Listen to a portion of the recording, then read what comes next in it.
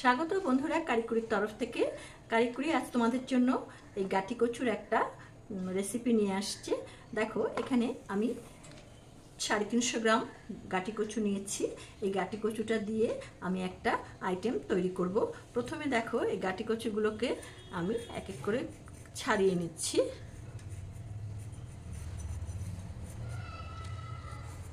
এই সময়টায় বাজারে বেশ ভালো গাটি কচু পাওয়া যায়, তোমরা এটা করে খেতে পারো। এই গাটি কচুটা বিভিন্ন রকম ভাবে করা যায়।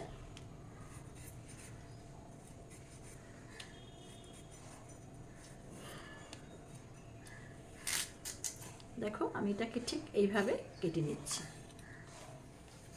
দেখো বন্ধুরা সবগুলো আমার এরকম করে খোসা ছাড়িয়ে কাটা হয়ে গেছে। এইগুলো কাটার পরে আমি ভালো করে ধুয়ে নেব। ধুয়ে তারপরে এটাকে আমি সিদ্ধ করব।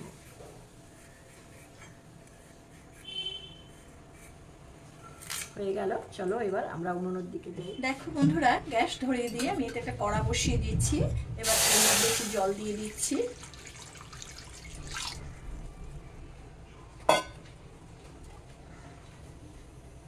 এই জলের মধ্যে ধুয়ে রাখা এই গাটি কচুগুলো দিয়ে দিচ্ছি সিদ্ধ হওয়ার জন্য। এতে একটু লবণ দিয়ে দিলাম। জল ফুটতে শুরু করেছে এবং তার সঙ্গে কচুগুলো ফুটছে। এবার এর মধ্যে আমি অল্প একটু তেঁতুল দিয়ে দিচ্ছি, যদি গলা ধরার কিছু থাকে সেই জন্য আমি এর মধ্যে একটু তেঁতুলটাও এর মধ্যে দিলে গলা ধরার সম্ভাবনাটা থাকবে না। এবং এটাকে চাপা দিয়ে দিচ্ছি। এটা সিদ্ধ হওয়া পর্যন্ত আমি এটাকে চাপা দেবো। মিনিট 3-4 আমি চাপা দিয়ে রাখবো। ঢাকনাটা তুলে নিচ্ছি বন্ধুরা।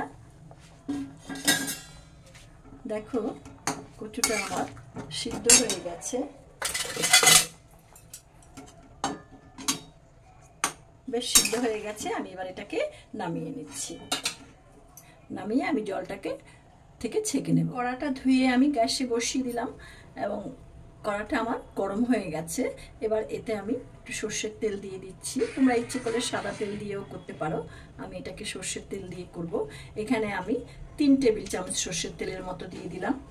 তেলটা আমার গরম হয়ে গেছে বন্ধুরা। ফোড়নে দিয়ে দিচ্ছি একটা তেজপাতা, একটা শুকনো লঙ্কা, একটু সাদা জিরে, 2 টুকরো দারচিনি, 2টো এলাচ আর 2টো লবঙ্গ।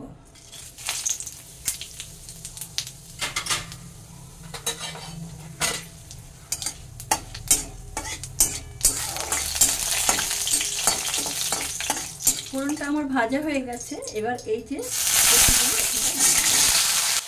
এখন এটাকে একটু নেড়ে চেড়ে দিচ্ছি। এবার দিয়ে দিচ্ছি 1/2 ইঞ্চি মতো আদা গ্রেট করে এর মধ্যে। এখন এতে দিয়ে দিচ্ছি 1/2 চা চামচ লাল লঙ্কার গুঁড়ো, 1 চা চামচ হলুদ গুঁড়ো, আর দিয়ে দিচ্ছি বাটা জিরে 1 চা চামচ। এটাকে একটু কষানো হবে। এবার এর মধ্যে আমি দিয়ে দিচ্ছি একটা টমেটো, এরকম 4 টুকরো করে কষানোর সময় দিয়ে দেব।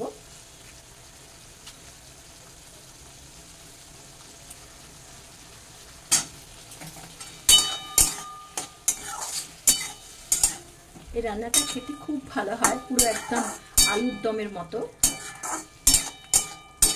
আমি এখানে সেদ্ধ করার সময় একটু তেঁতুল দিয়েছি, আমার কাছে লেবু ছিল না, তো তোমরা এটাকে একটু লেবুও টিপে এর মধ্যে দিয়ে দিতে পারো।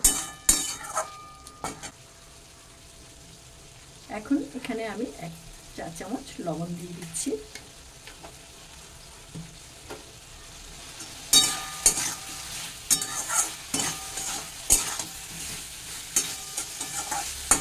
দেখো মশলা এবং কচুটা আমার ভালো কষানো হয়ে গেছে।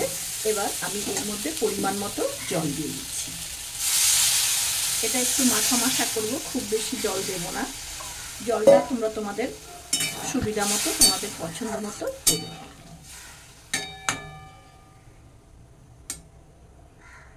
এবার এটা মিনিট 3-4 ফুটবে। ঝোলটা আমার ফুটছে, 3 থেকে 4 মিনিট হয়ে গেছে। আমি এখানে একটা কাঁচা লঙ্কাকে ভেঙে দিয়ে দিলাম। যার বেশি ঝাল খাওয়ার ইচ্ছে হয় সেটাকে ডলে খেতে পারবে। আর এখানে দিয়ে দিচ্ছি, যেহেতু এটা নিরামিষের মধ্যে একটু মিষ্টি না দিলে ভালো লাগে না, এখানে আমি হাফ চা চামচ চিনি দিয়ে দিলাম।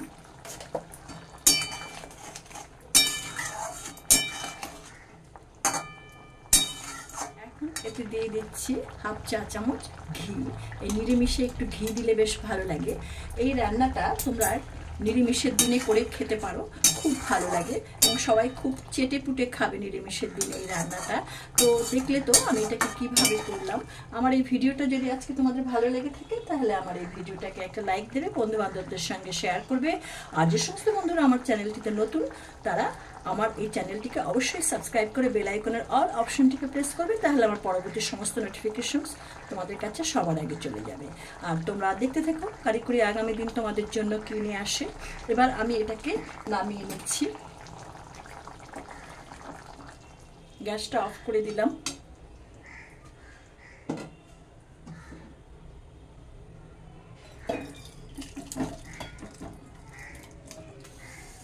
বন্ধুরা, এরপরে তোমাদের সঙ্গে আমার আবার দেখা হবে পরবর্তী কোনো ভিডিও নিয়ে। ততদিন তোমরা ভালো থেকো, সুস্থ থেকো, যে যেখানে আছো সবাই যেন ভালো থাকো এটাই কামনা করছি। ভিডিওটি দেখার জন্য তোমাদেরকে অসংখ্য ধন্যবাদ।